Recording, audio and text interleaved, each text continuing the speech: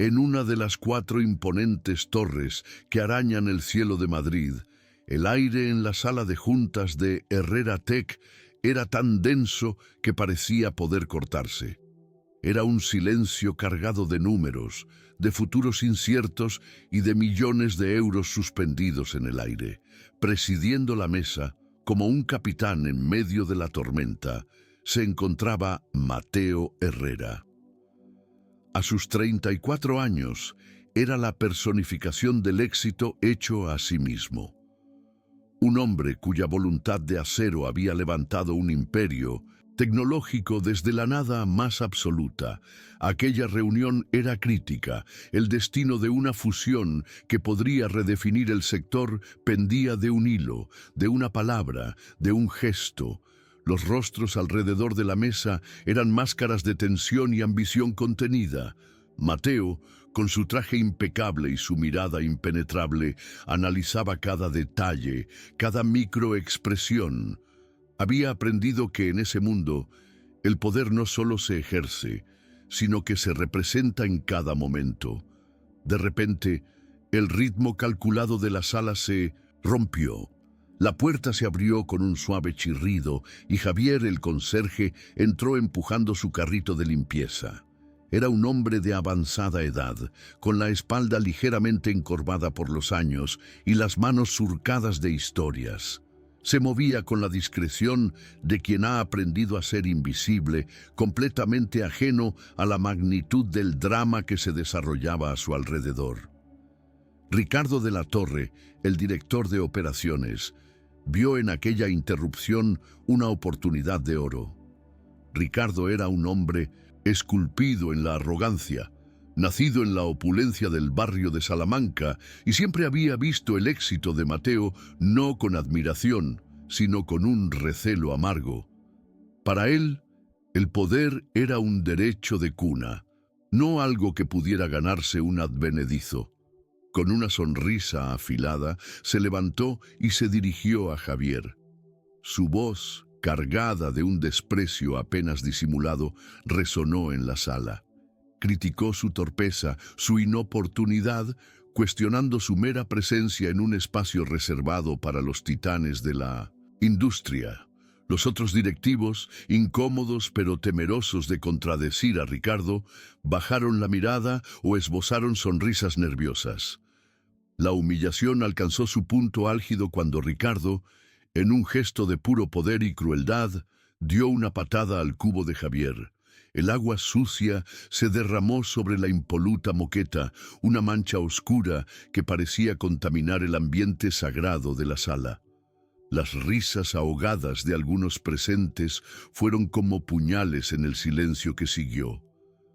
Pero entonces algo cambió. El rostro de Mateo Herrera, hasta entonces una fortaleza de control, se petrificó. Una emoción desconocida para todos los que creían conocerle cruzó por sus ojos. Era una mezcla de furia y de un dolor tan profundo y antiguo que parecía venir de otra vida. Un silencio sepulcral, pesado y absoluto, se apoderó de la sala. Lentamente, Mateo se puso en pie. Cada centímetro de su cuerpo temblaba con una energía contenida. Todas las miradas se clavaron en él, esperando una reprimenda, un despido, fulminante para Ricardo. Pero lo que salió de sus labios no fue una orden ejecutiva, fue un grito desgarrado, una confesión que hizo añicos la imagen que había construido durante años. Con la voz rota, gritó para que todos le oyeran: «¡Ese hombre es mi padre!». La revelación cayó como una bomba en la sala de juntas. El aire se volvió irrespirable.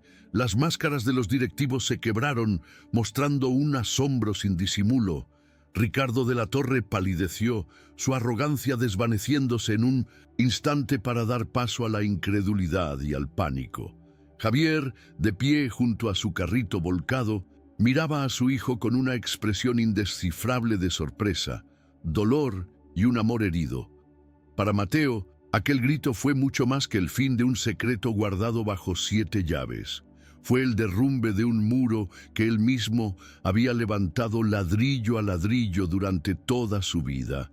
Un muro para protegerse de su pasado, de sus orígenes humildes en el barrio obrero de Vallecas.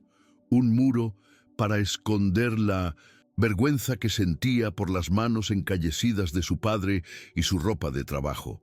Ese grito fue el comienzo de una guerra. Una guerra no solo contra Ricardo y el mundo corporativo que le juzgaría, sino una guerra mucho más importante. Una batalla por su propia alma, por el legado de su familia y por la oportunidad de redimirse ante el hombre al que había negado durante tanto tiempo. Mateo Herrera se había reinventado a sí mismo a un coste muy alto. Había escalado la montaña del éxito con una determinación feroz, pero en el ascenso había decidido soltar el lastre de su pasado. Se distanció de su padre, Javier, un hombre de 70 años cuya sencilla dignidad representaba todo aquello de lo que Mateo había huido desesperadamente. Cada traje de diseño, cada reloj de lujo, cada cena en restaurantes exclusivos era una capa más sobre su verdadera identidad. Su motivación había sido siempre la misma: mantener el control, demostrar su valía en un mundo que, intuía, nunca le aceptaría del todo si conociera la verdad. Creía que el poder era la única armadura que le protegería del desprecio. Pero ver a su padre humillado de esa manera, en el templo que él había construido, despertó algo que creía muerto y enterrado. Despertó la lealtad y el amor que había reprimido con tanto esfuerzo. De repente, la fusión multimillonaria, los gráficos de beneficios y las proyecciones de mercado perdieron todo su significado. Ahora, su motivación se había transformado. La lucha ya no era por el poder o el dinero, era por algo mucho más primario y esencial: proteger la honra del hombre que le dio la vida. Era una lucha por redimirse por años de silencio, de visitas fugaces y de un abandono emocional que ahora le pesaba como una losa de plomo sobre el corazón. Y estaba dispuesto a arriesgarlo todo, cada céntimo de su imperio, por esa causa. El conflicto estalló de inmediato, abriéndose en dos frentes tan crueles como implacables. En el exterior, Ricardo de la Torre, recuperado del shock inicial, vio en la revelación no una derrota, sino un arma para destruir a Mateo de una vez por todas.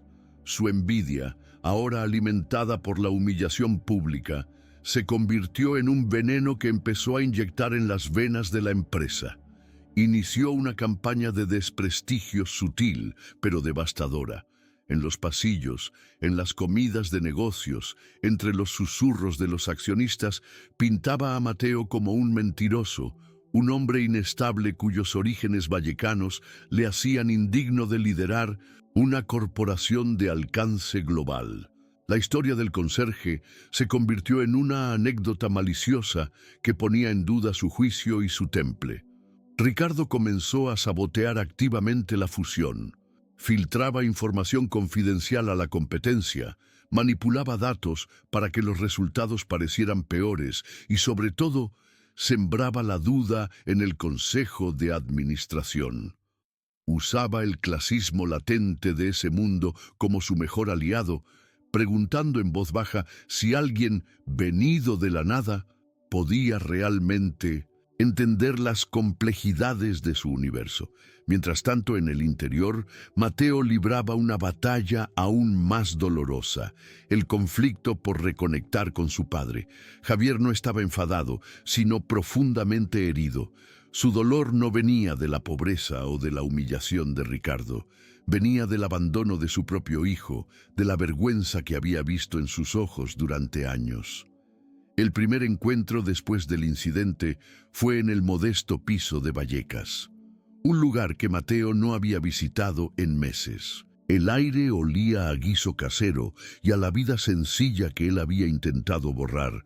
Las palabras eran torpes, cargadas de años de silencios.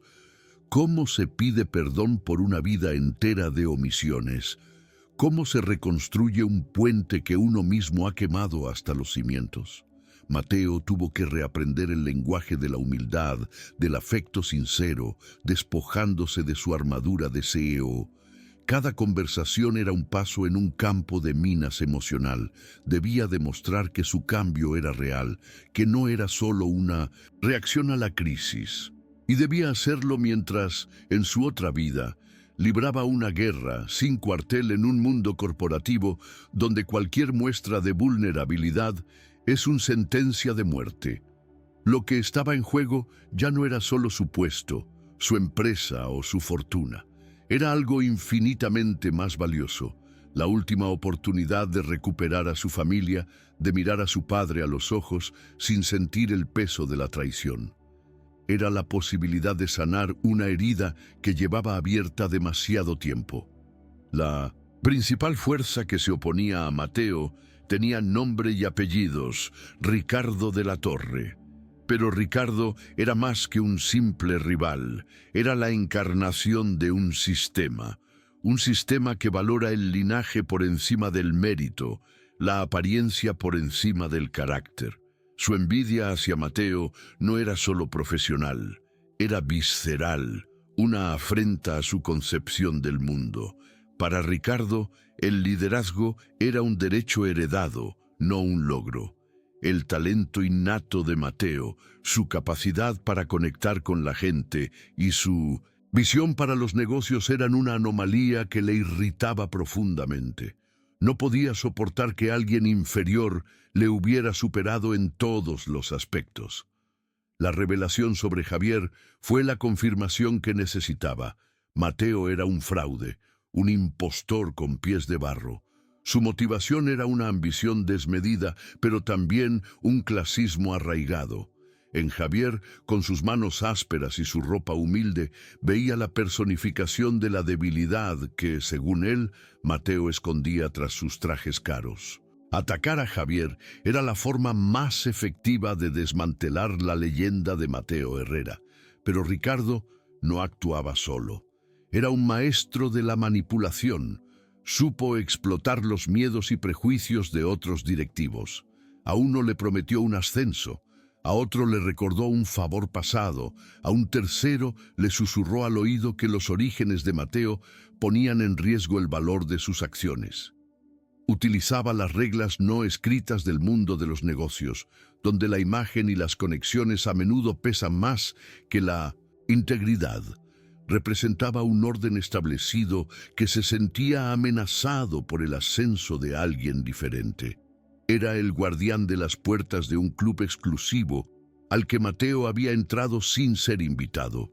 Para sobrevivir, Mateo no solo tendría que derrotar a un hombre, sino que tendría que desafiar y desmantelar los cimientos de ese sistema que Ricardo defendía con uñas y dientes. El viaje de transformación de Mateo comenzó de forma casi imperceptible. Al principio, su defensa de su padre fue un acto reflejo, un impulso de lealtad largamente dormido. Pero a medida que la guerra con Ricardo se intensificaba, se vio forzado a mirar hacia adentro, a confrontar los fantasmas que había mantenido a raya durante tanto tiempo. Empezó a visitar Vallecas con más frecuencia. Al principio se sentía como un extraño en su propia historia. Los trajes de marca que eran su armadura en la Torre de Cristal. Aquí le hacían sentir disfrazado, fuera de lugar. Caminaba por las calles de su infancia, reconociendo rostros envejecidos que le sonreían con una familiaridad que él había olvidado. Volvió a comer en los bares de toda la vida, donde el menú del día sabía a hogar. Escuchaba las conversaciones, las preocupaciones reales de la gente, tan alejadas de los balances y las cotizaciones bursátiles, y sobre todo, empezó a escuchar a su padre. No solo sus palabras, sino sus silencios, sus gestos, las historias que contaban sus manos. Una tarde, en el pequeño salón de su padre, mientras compartían un café, Mateo vio una vieja fotografía en blanco y negro en una estantería. Mostraba a un Javier mucho más joven, de pie, sonriente y orgulloso, junto a un mueble de madera exquisitamente tallado. La luz en sus ojos era la de un artista, no la de un simple trabajador.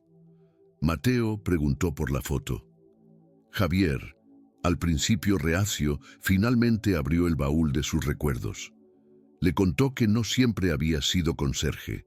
Le habló de su pequeño pueblo en Andalucía, de su taller de ebanistería, de su amor por la madera, por crear belleza con sus propias manos. Era un artesano, un artista cuyo talento era conocido en toda la comarca. Entonces llegó la revelación que lo cambió todo. Javier le confesó que había vendido su taller, su sueño, su arte, para pagarle a Mateo la mejor universidad. Sacrificó su pasión para que su hijo tuviera las oportunidades que él nunca tuvo. Renunció a su identidad para que Mateo pudiera construir la suya. Esa confesión destrozó a Mateo. Cayó de rodillas, no física sino espiritualmente. Toda su vida había visto las manos de su padre como un símbolo de fracaso, de la vida de la que quería escapar, y de repente, en esas mismas manos, vio el mapa de su propio éxito, vio el sacrificio, el amor incondicional, la verdadera fortaleza.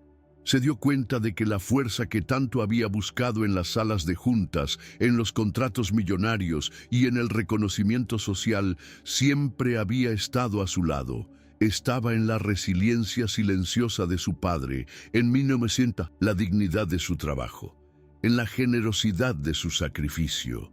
La vergüenza que había sentido durante años se transformó en un orgullo profundo y abrumador. Historias como esta nos recuerdan la fuerza que reside en nosotros, a menudo oculta bajo capas de miedo o de orgullo. Nos muestran que los mayores sacrificios se hacen en silencio, lejos de los focos. Si este mensaje resuena contigo y crees que puede inspirar a otros, te invitamos a suscribirte al canal para ayudarnos a continuar sembrando esperanza. A partir de ese día, Mateo ya no era el mismo hombre. La armadura se había roto, pero en lugar de sentirse débil, se sintió liberado. La arrogancia que le había servido de escudo se disolvió, dando paso a una humildad genuina. Empezó a ver a las personas de su empresa no como recursos o engranajes, sino como seres humanos, con sus propias historias, sus propios sacrificios. Su liderazgo cambió. Dejó de ser un jefe temido para convertirse en un líder que inspiraba lealtad. Escuchaba más, hablaba menos. Se interesaba por las vidas de sus empleados, desde los ingenieros hasta el personal de limpieza. Comprendió que el verdadero valor de su empresa no estaba en sus patentes, sino en su gente. Mientras tanto, la ofensiva de Ricardo llegaba a su punto culminante. Había conseguido suficientes apoyos en el Consejo para forzar la convocatoria de una Junta General de Accionistas. El único punto del día era la votación de una moción de censura para destituir a Mateo como CEO. Y la batalla final era inminente. Mateo preparó su defensa, pero no con abogados y expertos en comunicación. Su única estratega era la verdad. Pasó horas hablando con su padre, no para preparar un discurso, sino para entender, para absorber cada detalle de la vida que había ignorado. Le pidió a Javier que le acompañara a la junta. Javier, un hombre que nunca había pisado una oficina, se negó al principio, asustado por ese mundo de tiburones. Pero Mateo le miró a los ojos y le dijo: «Papá, no te pido que vengas a defenderme a mí. Te pido que vengas para que todos vean la clase de hombre que eres. Tu historia es mi fuerza». Javier, viendo la sinceridad en la mirada de su hijo, finalmente asintió. Mientras tanto, en la empresa, no todos se habían puesto del lado de Ricardo. Sofía, una joven y brillante abogada del departamento legal, siempre había admirado a Mateo por su talento, pero ahora le admiraba por su valentía. Las tácticas de Ricardo le parecían sucias y su instinto le decía que había algo más que una simple campaña de desprestigio. Por su cuenta y riesgo, empezó a investigar. Trabajando hasta altas horas de la noche, revisó correos electrónicos, registros de llamadas y movimientos financieros. Siguió el rastro de las filtraciones, conectando los puntos que nadie más se había atrevido a conectar.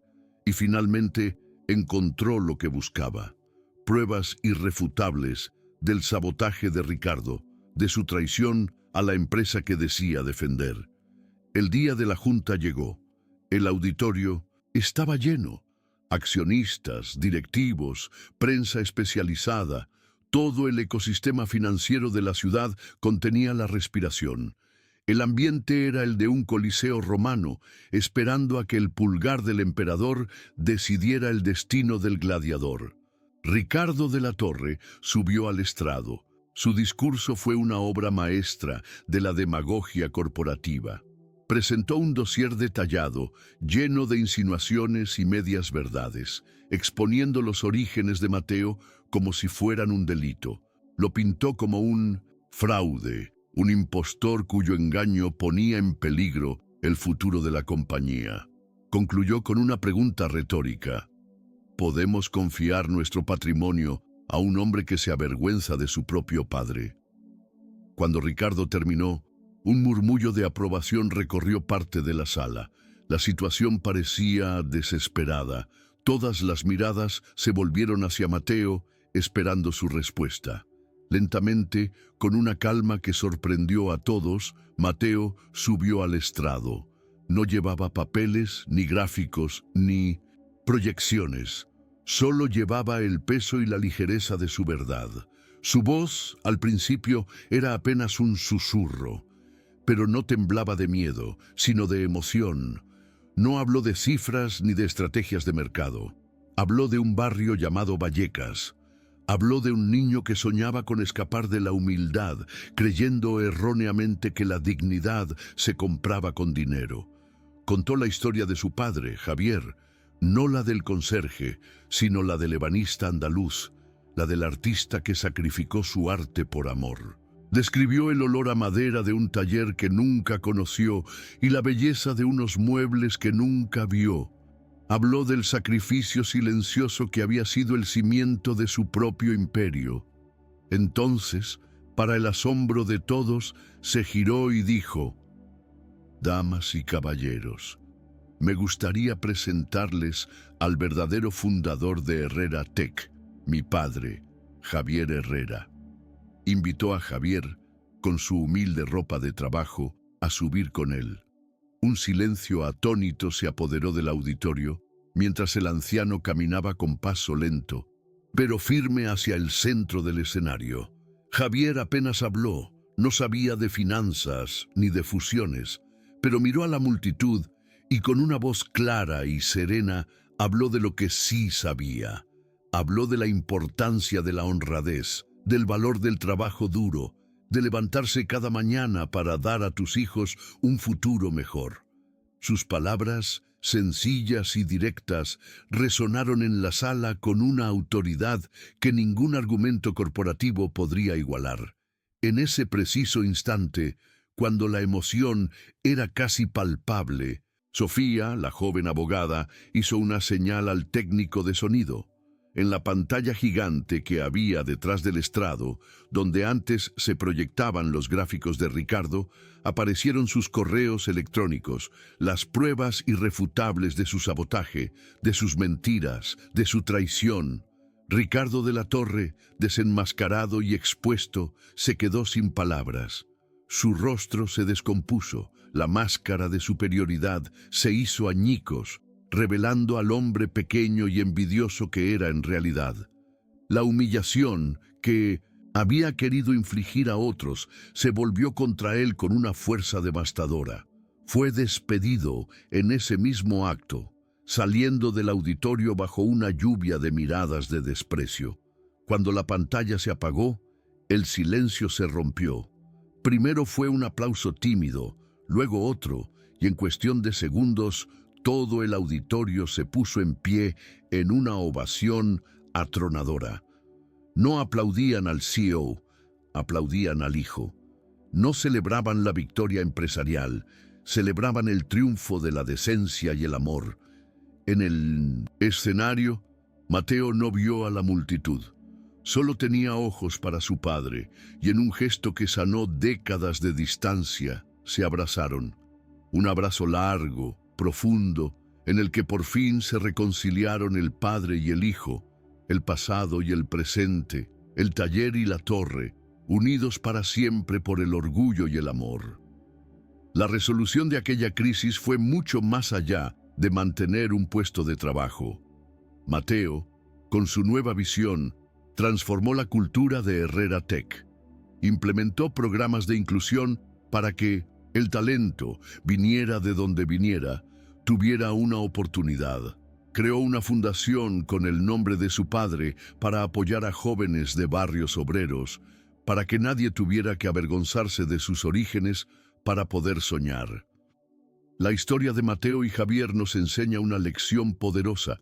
Nos enseña que nuestro verdadero valor no reside en la cuenta bancaria, en el cargo que ocupamos o en la dirección en la que vivimos. Reside en nuestra integridad, en la lealtad a nuestras raíces y en la capacidad de honrar a quienes caminaron antes que nosotros. La vergüenza del pasado es una cárcel que nos construimos nosotros mismos, y solo la aceptación y el orgullo nos dan la llave para ser libres. El mayor éxito es poder mirar atrás sin arrepentimiento y hacia adelante con un propósito que nos trascienda. La jornada de ellos nos enseña que la compasión es la luz más poderosa, capaz de iluminar las salas de juntas más oscuras y los corazones más heridos. Si deseas que más historias como esta iluminen otros corazones, tu suscripción al canal nos da la fuerza para continuar esta misión. Gracias por acompañarnos. En una de las 4 imponentes torres que arañan el cielo de Madrid, el aire en la sala de juntas de Herrera Tech era tan denso que parecía poder cortarse. Era un silencio cargado de números, de futuros inciertos y de millones de euros suspendidos en el aire. Presidiendo la mesa, como un capitán en medio de la tormenta, se encontraba Mateo Herrera. A sus 34 años, era la personificación del éxito hecho a sí mismo. Un hombre cuya voluntad de acero había levantado un imperio tecnológico desde la nada más absoluta. Aquella reunión era crítica. El destino de una fusión que podría redefinir el sector pendía de un hilo, de una palabra, de un gesto. Los rostros alrededor de la mesa eran máscaras de tensión y ambición contenida. Mateo, con su traje impecable y su mirada impenetrable, analizaba cada detalle, cada microexpresión.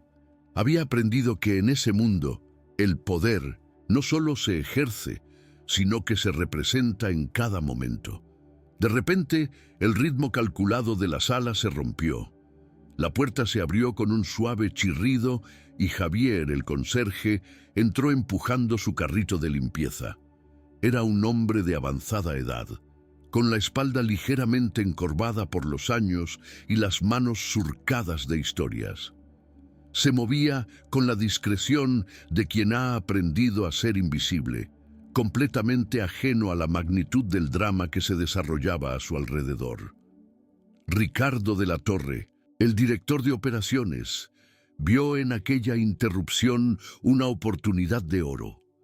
Ricardo era un hombre esculpido en la arrogancia, nacido en la opulencia del barrio de Salamanca, y siempre había visto el éxito de Mateo no con admiración, sino con un recelo amargo. Para él, el poder era un derecho de cuna, no algo que pudiera ganarse un advenedizo. Con una sonrisa afilada se levantó y se dirigió a Javier. Su voz, cargada de un desprecio apenas disimulado, resonó en la sala. Criticó su torpeza, su inoportunidad, cuestionando su mera presencia en un espacio reservado para los titanes de la industria.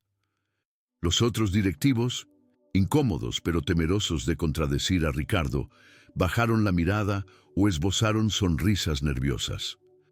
La humillación alcanzó su punto álgido cuando Ricardo, en un gesto de puro poder y crueldad, dio una patada al cubo de Javier. El agua sucia se derramó sobre la impoluta moqueta, una mancha oscura que parecía contaminar el ambiente sagrado de la sala. Las risas ahogadas de 1960. Algunos presentes fueron como puñales en el silencio que siguió, pero entonces algo cambió. El rostro de Mateo Herrera, hasta entonces una fortaleza de control, se petrificó. Una emoción desconocida para todos los que creían conocerle cruzó por sus ojos. Era una mezcla de furia y de un dolor tan profundo y antiguo que parecía venir de otra vida. Un silencio sepulcral, pesado y absoluto, se apoderó de la sala. Lentamente, Mateo se puso en pie. Cada centímetro de su cuerpo temblaba con una energía contenida. Todas las miradas se clavaron en él, esperando una reprimenda, un despido fulminante para Ricardo. Pero lo que salió de sus labios no fue una orden ejecutiva. Fue un grito desgarrado, una confesión que hizo añicos la imagen que había construido durante años. Con la voz rota, gritó para que todos le oyeran: «Ese hombre es mi padre». La revelación cayó como una bomba en la sala de juntas. El aire se volvió irrespirable, las máscaras de los directivos se quebraron, mostrando un asombro sin disimulo. Ricardo de la Torre palideció, su arrogancia desvaneciéndose en un instante para dar paso a la incredulidad y al pánico. Javier, de pie junto a su carrito volcado, miraba a su hijo con una expresión indescifrable de sorpresa, dolor y un amor herido. Para Mateo, aquel grito fue mucho más que el fin de un secreto guardado bajo 7 llaves.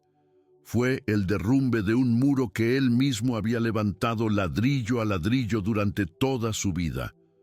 Un muro para protegerse de su pasado, de sus orígenes humildes en el barrio obrero de Vallecas. Un muro para esconder la vergüenza que sentía por las manos encallecidas de su padre y su ropa de trabajo. Ese grito fue el comienzo de una guerra. Una guerra no solo contra Ricardo y el mundo corporativo que le juzgaría, sino una guerra mucho más importante, una batalla por su propia alma, por el legado de su familia y por la oportunidad de redimirse ante el hombre al que había negado durante tanto tiempo. ¿Cuántas veces nos vemos atrapados entre el mundo que hemos construido y el mundo del que venimos, sin darnos cuenta de que ambos son parte de la misma historia? El eco de aquel grito se quedó flotando en el aire viciado de la sala de juntas, mucho después de que los directivos, uno a uno, se hubieran escabullido con la mirada baja, como si temieran que la onda expansiva de aquella verdad les alcanzara. La fusión multimillonaria, los números, las ambiciones, todo se había disuelto en un instante, reemplazado por una realidad mucho más cruda y humana. Mateo no vio a nadie irse. Sus ojos, por primera vez en muchos años, solo veían a su padre. Ignorando la mancha de agua sucia en la carísima moqueta, Mateo se arrodilló, no como el CEO de un imperio, sino como un hijo.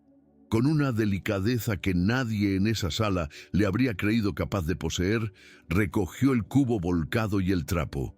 Sus manos, acostumbradas a firmar contratos de millones de euros, ahora escurrían el agua sucia del suelo.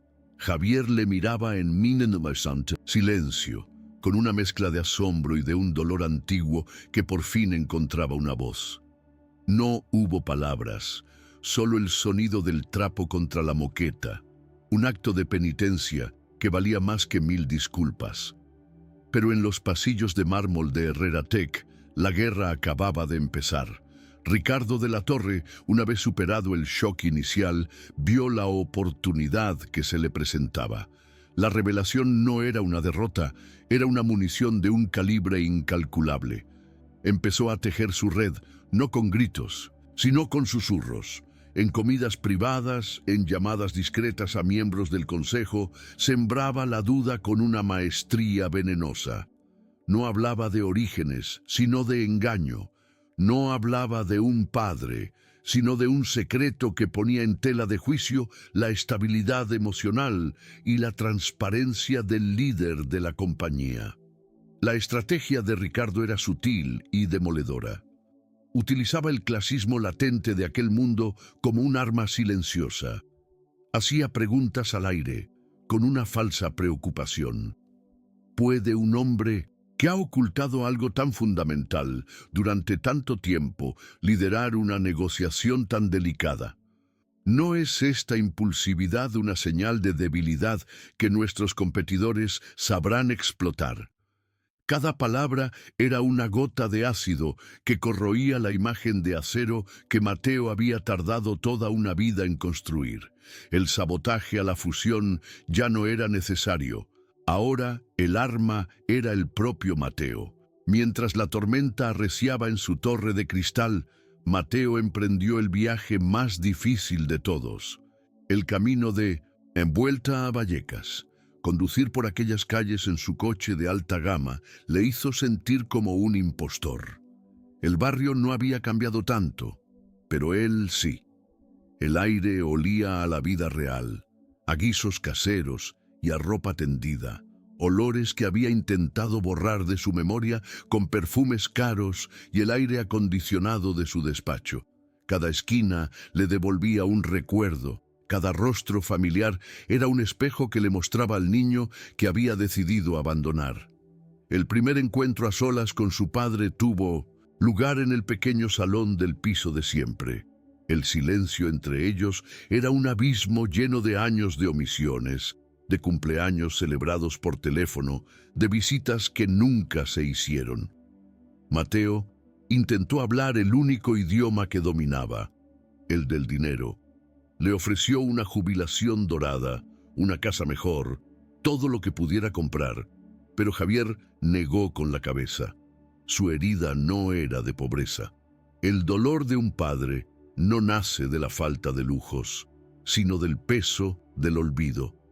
Lo que Javier quería no se podía comprar, se tenía que ganar. Mateo no entendía cómo se pide perdón por una vida entera de ausencias. ¿Cómo se reconstruye un puente que uno mismo ha quemado hasta los cimientos? Siguió visitando a su padre día tras día. Al principio se sentaba torpemente en el viejo sofá sin saber qué decir, pero poco a poco empezó a escuchar. Escuchaba las historias de los vecinos, las pequeñas alegrías y las preocupaciones cotidianas.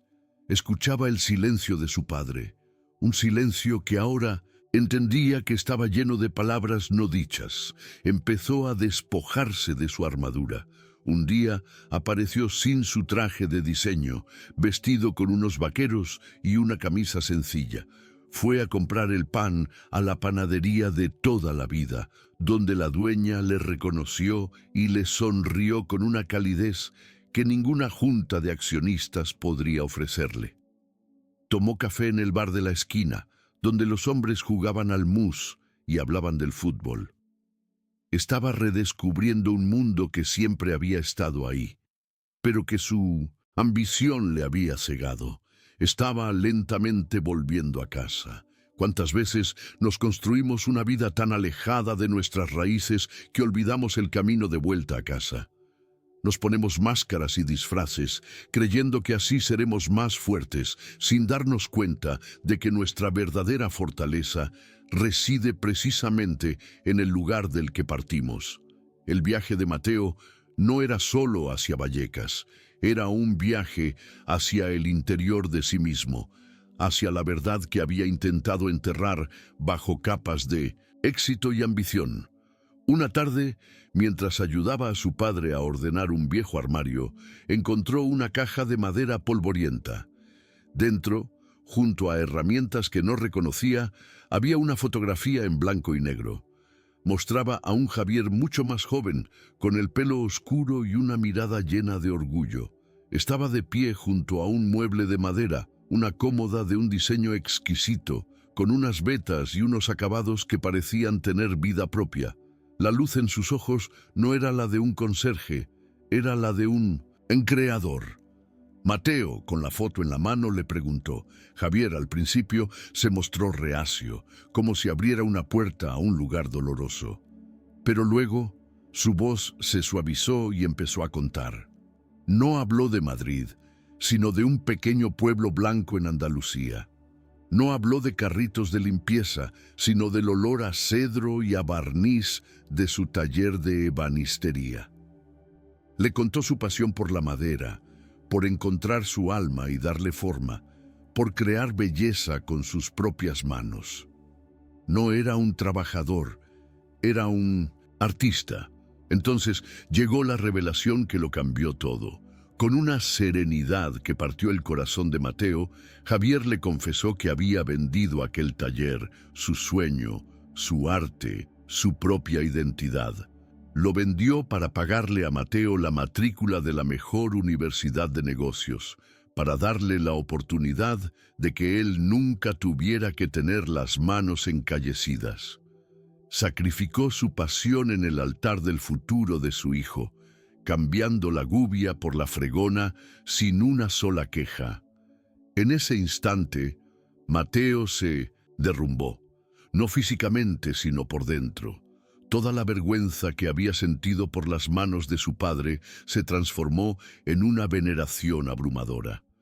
Esas manos no eran el símbolo de una vida humilde, eran el mapa de su propio éxito, el testamento de un sacrificio silencioso y absoluto. Se dio cuenta de que la fuerza que había buscado en los mercados financieros y en las salas de poder siempre había estado allí, en la dignidad silenciosa del hombre que le había dado la vida. Y por primera vez, el orgullo que sintió por su padre fue más grande que cualquier imperio que pudiera construir. Historias como esta nos recuerdan la fuerza que reside en nosotros, a menudo oculta bajo capas de miedo o de orgullo. Nos muestran que los mayores sacrificios se hacen en silencio, lejos de los focos.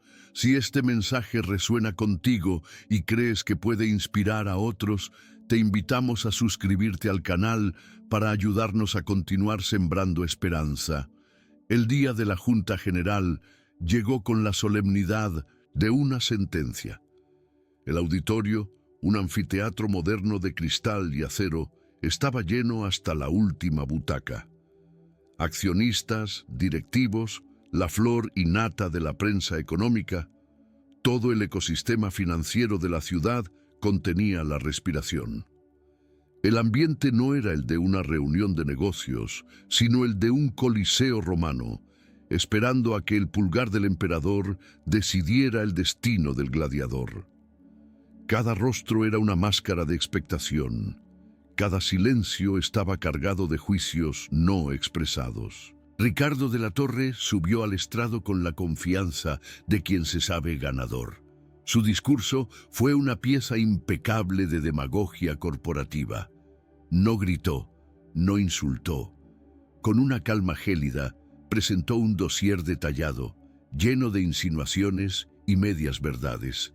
Expuso los orígenes de Mateo no como un hecho, sino como un delito de ocultación. Lo pintó como un fraude, un hombre emocionalmente inestable cuyo engaño ponía en peligro el futuro de la compañía. Concluyó con una pregunta retórica, lanzada como un dardo envenenado. ¿Podemos confiar nuestro patrimonio a un hombre que se avergüenza de su propio padre? Cuando Ricardo terminó, un murmullo de aprobación recorrió una parte significativa de la sala. Había tocado la fibra del miedo y el prejuicio.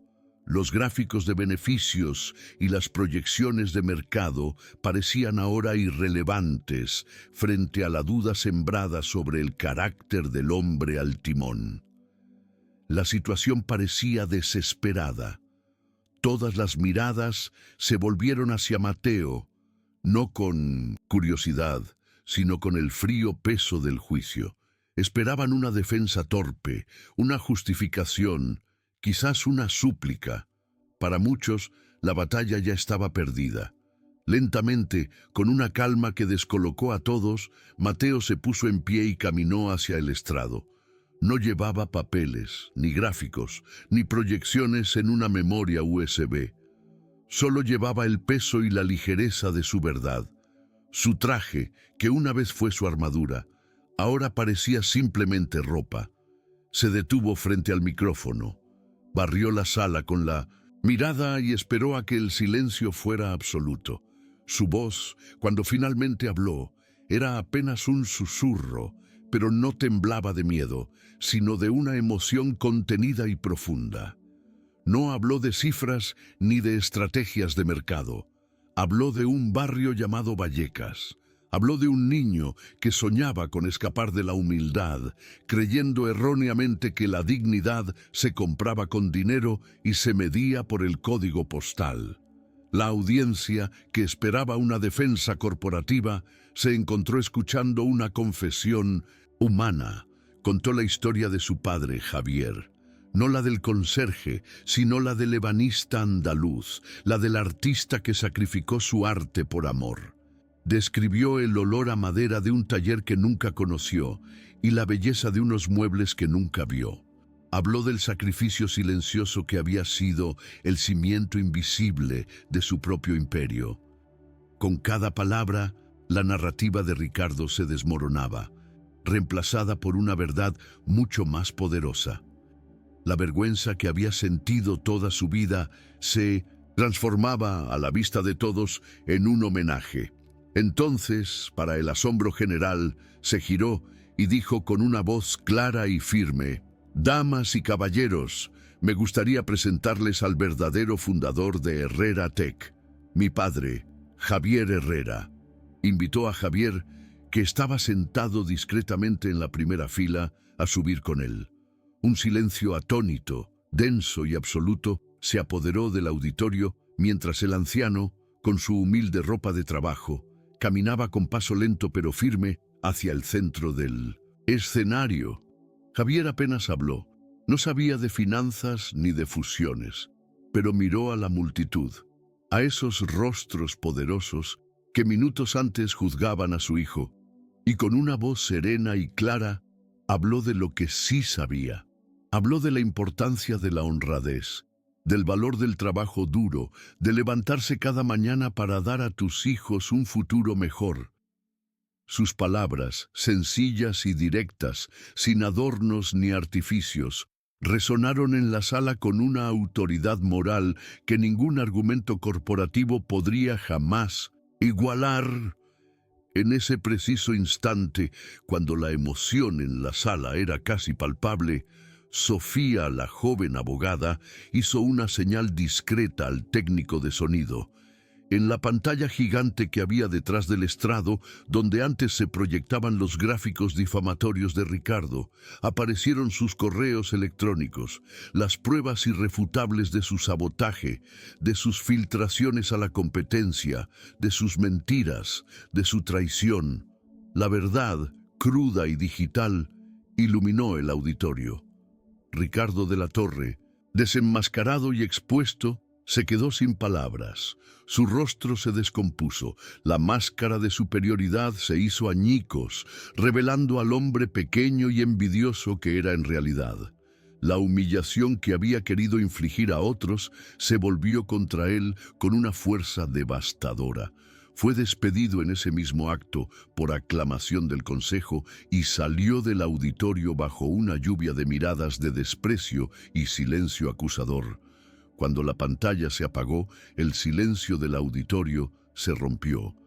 Primero fue un aplauso tímido, luego otro, y en cuestión de segundos, toda la sala se puso en pie en una ovación atronadora y sostenida. No aplaudían al CEO que había salvado una fusión. Aplaudían al hijo que había honrado a su padre. No celebraban una victoria empresarial.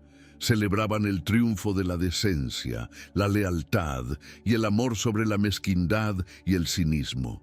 En el escenario, bajo los focos que ya no quemaban, Mateo no vio a la multitud. Solo tenía ojos para su padre. y en un gesto que sanó décadas de distancia, de silencios y de ausencias, se abrazaron.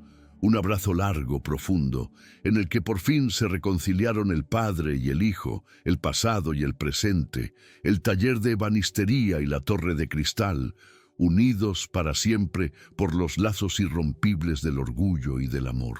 La ovación se fue apagando lentamente, como las olas que se retiran de la orilla después de la tormenta. En el escenario, bajo la luz cálida de los focos, el mundo exterior pareció desvanecerse para Mateo y Javier. Solo existía aquel abrazo, un ancla en medio de un mar de emociones. Cuando finalmente se separaron, no hubo una avalancha de felicitaciones. En su lugar, se acercaron algunas personas, accionistas importantes y miembros del consejo que minutos antes le habrían condenado. Pero no le ofrecieron la mano para cerrar un trato, sino con un gesto de respeto sincero, casi de disculpa. Las miradas habían cambiado. Ya no veían al genio de las finanzas, sino al hijo leal. Y en Javier no veían a un conserje, sino a un pilar de dignidad inquebrantable. El camino de salida de la torre fue una procesión silenciosa y extraña. Los mismos pasillos de mármol que Mateo había recorrido tantas veces con la prisa y la arrogancia del poder, ahora los caminaba con un paso lento, acompasado al de su padre. Los empleados que se cruzaban con ellos ya no bajaban la mirada con temor. La levantaban con una admiración nueva. El personal de seguridad, los recepcionistas, la gente que él apenas había visto, ahora le sonreían. Y la sonrisa más cálida se la dedicaban a Javier, reconociendo en él a uno de los suyos, un hombre de trabajo cuya honradez acababa de poner de rodillas al cinismo. Dentro del coche de lujo, el silencio ya no era un abismo, sino un refugio. El olor a cuero nuevo se mezclaba con el aroma a vida honesta que emanaba de la ropa de su padre. Mateo conducía sin rumbo fijo al principio, simplemente alejándose de aquel mundo de cristal y acero. Por primera vez en muchos años, no pensaba en la siguiente reunión, en el siguiente objetivo. Solo sentía la presencia serena de su padre a su lado. Fue Javier quien rompió el silencio con una voz suave. «Llévame a casa, hijo». Y en esas 3 palabras, Mateo entendió que no se refería solo al piso de Vallecas, sino a un lugar en el alma que ambos necesitaban reencontrar. Al entrar en Vallecas, las fachadas de ladrillo visto no parecieron ya un recordatorio de la escasez, sino un testimonio de la resiliencia. El barrio le recibió con la familiaridad de un viejo amigo. Aparcó el coche, que parecía una nave espacial en aquellas calles estrechas, y subieron las escaleras del viejo edificio. Cada peldaño era un paso atrás en el tiempo, deshaciendo el camino de huida que había emprendido años atrás. Dentro del piso, el aire olía a hogar, a guiso lento y a recuerdos. Mateo miró a su alrededor y vio el pequeño salón no con los ojos del sío que juzgaba la falta de espacio, sino con los del niño que se había sentido seguro entre aquellas paredes. Aquella noche no hablaron de negocios ni de traiciones, hablaron de cosas sencillas. Javier le contó anécdotas de los vecinos, de la última partida de mus en el bar, de las plantas que cuidaba con esmero en el pequeño balcón. Y Mateo escuchaba, de verdad, por primera vez. Antes de que se fuera, Javier fue a su habitación y volvió con la vieja fotografía en blanco y negro, la del joven ebanista orgulloso junto a su obra. Se la entregó a Mateo. «Esto es lo que soy», le dijo sin necesidad de más palabras.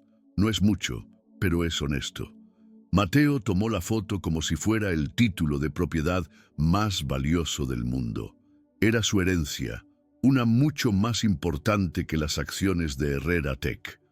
Al día siguiente, cuando Mateo entró en las oficinas de la empresa, el ambiente era radicalmente distinto.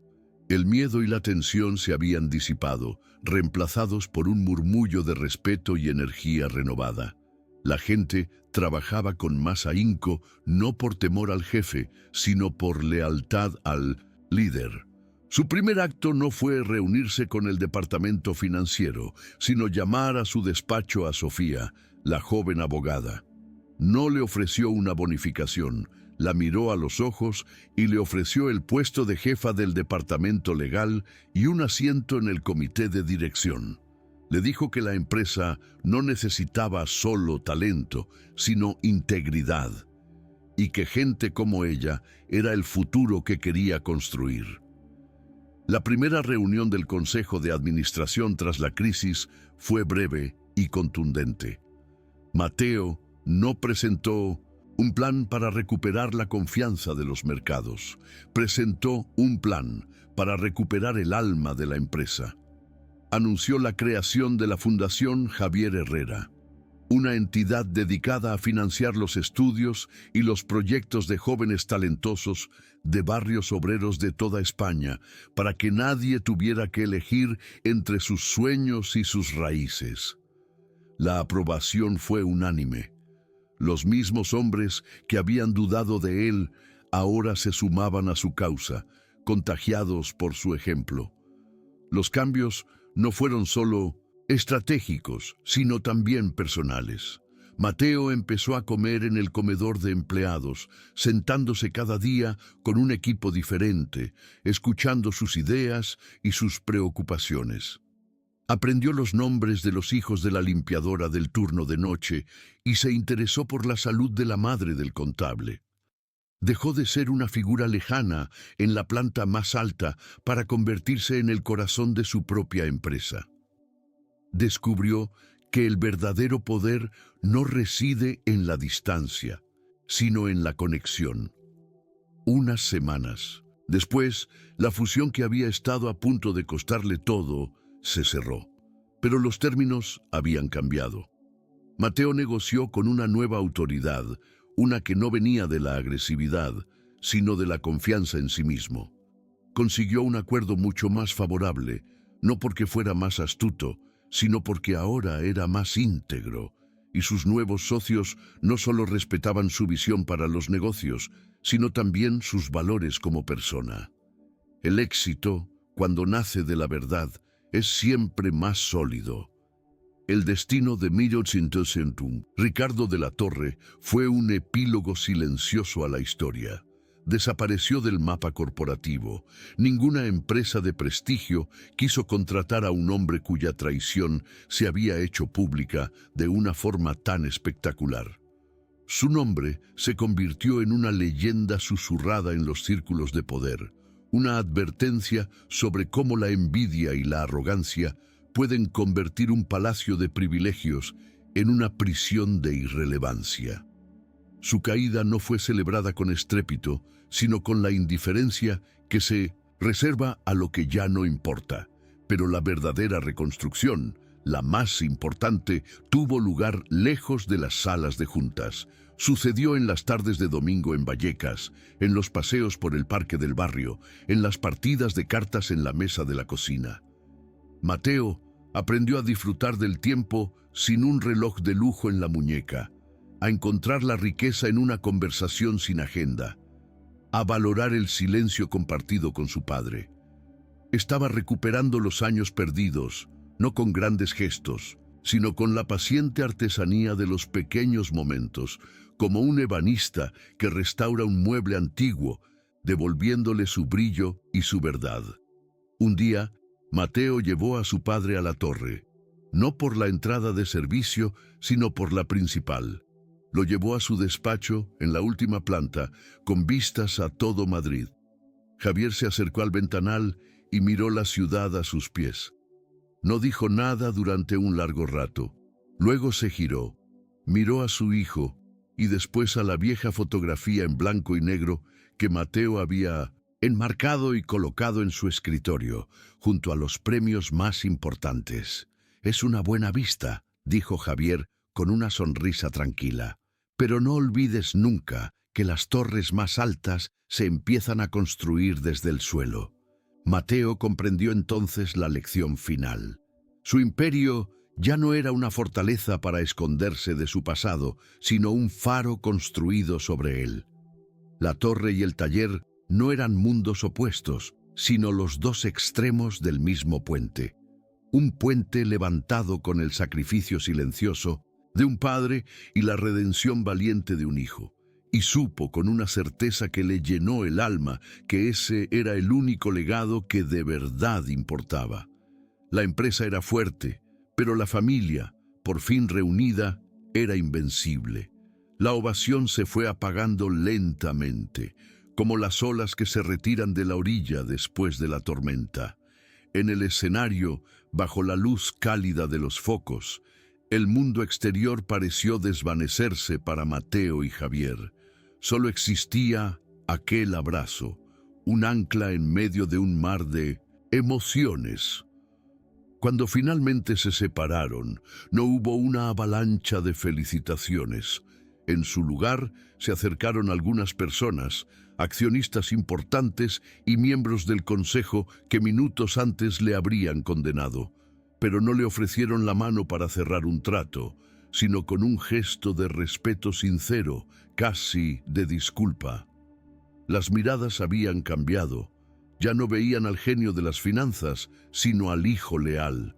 Y en Javier no veían a un conserje, sino a un pilar de dignidad inquebrantable. El camino de salida de la torre fue una procesión silenciosa y extraña. Los mismos pasillos de mármol que Mateo había recorrido tantas veces con la prisa y la arrogancia del poder, ahora los caminaba con un paso lento, acompasado al de su padre. Los empleados que se cruzaban con ellos ya no bajaban la mirada con temor. La levantaban con una admiración nueva. El personal de seguridad, los recepcionistas, la gente que él apenas había visto, ahora le sonreían. Y la sonrisa más cálida se la dedicaban a Javier, reconociendo en él a uno de los suyos, un hombre de trabajo cuya honradez acababa de poner de rodillas al cinismo. Dentro del coche de lujo, el silencio ya no era un abismo, sino un refugio. El olor a cuero nuevo se mezclaba con el aroma a vida honesta que emanaba de la ropa de su padre. Mateo conducía sin rumbo fijo al principio, simplemente alejándose de aquel mundo de cristal y acero.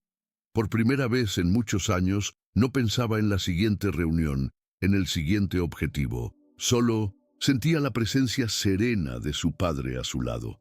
Fue Javier quien rompió el silencio con una voz suave. «Llévame a casa, hijo». Y en esas 3 palabras, Mateo entendió que no se refería solo al piso de Vallecas, sino a un lugar en el alma que ambos necesitaban reencontrar. Al entrar en Vallecas, las fachadas de ladrillo visto no parecieron ya un recordatorio de la escasez, sino un testimonio de la resiliencia. El barrio le recibió con la familiaridad de un viejo amigo. Aparcó el coche, que parecía una nave espacial, en aquellas calles estrechas, y subieron las escaleras del viejo edificio. Cada peldaño era un paso atrás en el tiempo, deshaciendo el camino de huida que había emprendido años atrás. Dentro del piso, el aire olía a hogar, a guiso lento y a recuerdos. Mateo miró a su alrededor y vio el pequeño salón no con los ojos del CEO que juzgaba la falta de espacio, sino con los del niño que se había sentido seguro entre aquellas paredes.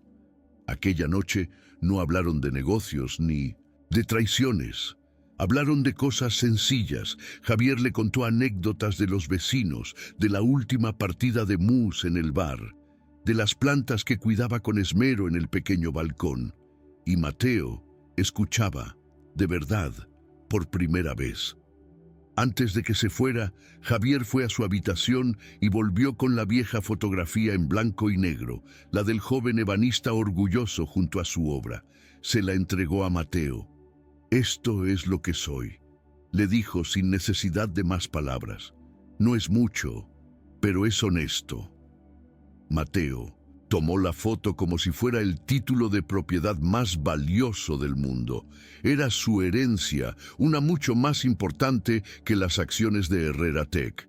Al día siguiente, cuando Mateo entró en las oficinas de la empresa, el ambiente era radicalmente distinto. El miedo y la tensión se habían disipado, reemplazados por un murmullo de respeto y energía renovada. La gente trabajaba con más ahínco, no por temor al jefe, sino por lealtad al líder.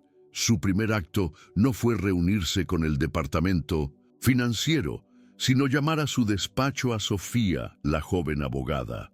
No le ofreció una bonificación, la miró a los ojos y le ofreció el puesto de jefa del departamento legal y un asiento en el comité de dirección.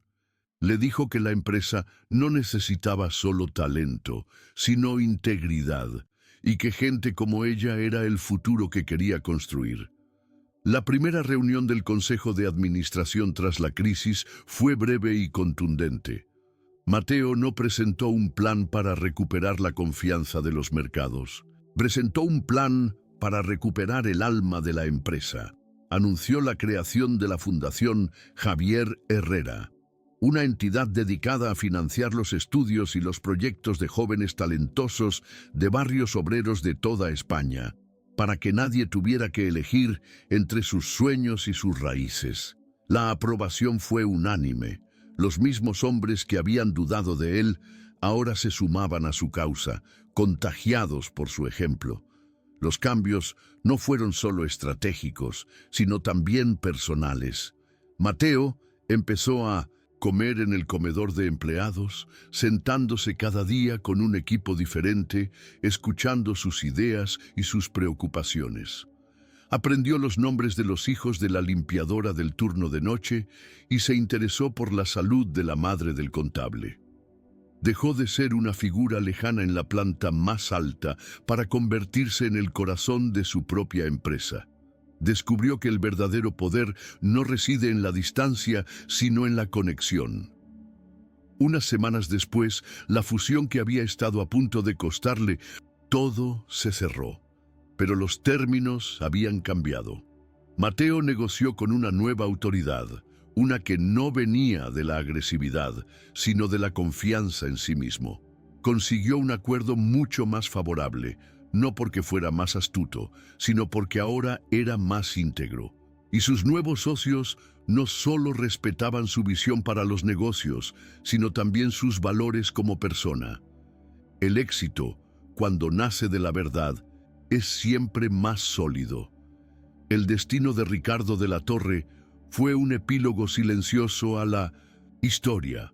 Desapareció del mapa corporativo. Ninguna empresa de prestigio quiso contratar a un hombre cuya traición se había hecho pública de una forma tan espectacular. Su nombre se convirtió en una leyenda susurrada en los círculos de poder. Una advertencia sobre cómo la envidia y la arrogancia pueden convertir un palacio de privilegios en una prisión de irrelevancia. Su caída no fue celebrada con estrépito, sino con la indiferencia que se reserva a lo que ya no importa. Pero la verdadera reconstrucción, la más importante, tuvo lugar lejos de las salas de juntas. Sucedió en las tardes de domingo en Vallecas, en los paseos por el parque del barrio, en las partidas de cartas en la mesa de la cocina. Mateo aprendió a disfrutar del tiempo sin un reloj de lujo en la muñeca, a encontrar la riqueza en una conversación sin agenda, a valorar el silencio compartido con su padre. Estaba recuperando los años perdidos, no con grandes gestos, sino con la paciente artesanía de los pequeños momentos, como un ebanista que restaura un mueble antiguo, devolviéndole su brillo y su verdad. Un día, Mateo llevó a su padre a la torre, no por la entrada de servicio, sino por la principal. Lo llevó a su despacho, en la última planta, con vistas a todo Madrid. Javier se acercó al ventanal y miró la ciudad a sus pies. No dijo nada durante un largo rato. Luego se giró, miró a su hijo y después a la vieja fotografía en blanco y negro que Mateo había enmarcado y colocado en su escritorio, junto a los premios más importantes. Es una buena vista, dijo Javier con una sonrisa tranquila, pero no olvides nunca que las torres más altas se empiezan a construir desde el suelo. Mateo comprendió entonces la lección final. Su imperio ya no era una fortaleza para esconderse de su pasado, sino un faro construido sobre él. La torre y el taller no eran mundos opuestos, sino los dos extremos del mismo puente. Un puente levantado con el sacrificio silencioso de un padre y la redención valiente de un hijo. Y supo, con una certeza que le llenó el alma, que ese era el único legado que de verdad importaba. La empresa era fuerte, pero la familia, por fin reunida, era invencible. La historia de Mateo y Javier nos enseña una lección poderosa. Nos enseña que nuestro verdadero valor no reside en la cuenta bancaria, en el cargo que ocupamos o en la dirección en la que vivimos. Reside en nuestra integridad, en la lealtad a nuestras raíces y en la capacidad de honrar a quienes caminaron antes que nosotros. La vergüenza del pasado es una cárcel que nos construimos nosotros mismos, y solo la aceptación y el orgullo nos dan la llave para ser libres. El mayor éxito es poder mirar atrás sin arrepentimiento y hacia adelante con un propósito que nos trascienda. La jornada de ellos nos enseña que la compasión es la luz más poderosa, capaz de iluminar las salas de juntas más oscuras y los corazones más heridos. Si deseas que más historias como esta iluminen otros corazones, tu suscripción al canal nos da la fuerza para continuar esta misión. Gracias por acompañarnos.